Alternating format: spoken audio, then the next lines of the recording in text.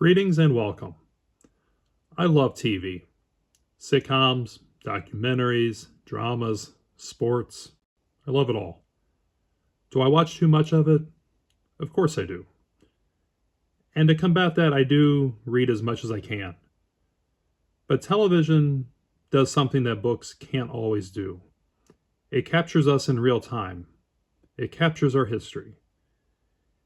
If you want to understand the country we live in, you have to understand its presidencies, the wars it's fought in, its political parties, but it's also to understand its pop culture, its music, movies, TV shows. And the beauty of television is we, the audience, give it meaning after the fact. Seinfeld gave us Yada Yada, I Was in the Pool, Serenity Now, among many, many others. Cheers gave us lines like, It's a dog-eat-dog world, and I'm wearing milk-bone underwear. And of course, just the one syllable, Norm. If you like The Office, you're probably not superstitious, but a little stitious. Or you respect Pretzel Day. Those lines still matter because we kept them alive. My English professor would cringe that I can recite more Family Guy than I can Shakespeare. And fun fact about me, all of my knowledge that I have about musicals comes from Family Guy. And for dramas, my all-time favorite drama would be The Sopranos. I love The Wire, Game of Thrones, and the fourth of my Mount Rushmore of HBO dramas would be Succession, the newest of all these shows, which leads me to this purchase that I bought a year ago. And it's the 1922 W575 of Bill Wambsgans. Now, if you've never heard of Bill Wambsgans, he completed the only unassisted triple play in World Series history. It was Game 5 of the 1920 World Series in the fifth inning.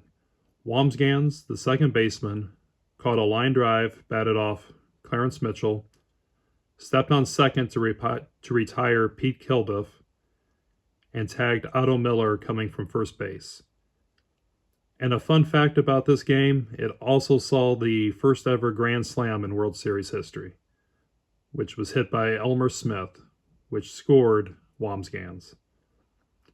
But spoiler alert with Succession, if you haven't seen it, but at the time there was a popular fan theory that Tom Wambsgans' surname in Succession foreshadowed him winning the unassisted triple play by defeating all three Roy siblings to become CEO.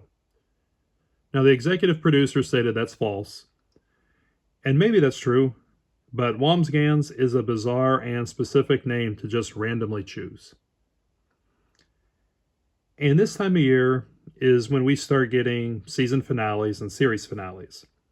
We have to say goodbye to the likes of Norms, Georges, and Michaels for the summer. Characters who somehow end up feeling like people we actually know. Which is what I'm here to do today. In a sense, today is going to be my season finale. I'm going to take the summer off from making videos. Call it the Summer of Georgia, if you will. Another Seinfeld reference. Hopefully mine goes better than his. And I'll still be around. I've got a couple video ideas I may randomly put out over the summer. I'm still going to watch as much of your stuff as I can. But if I don't get around to everything, I don't want to feel guilty about it.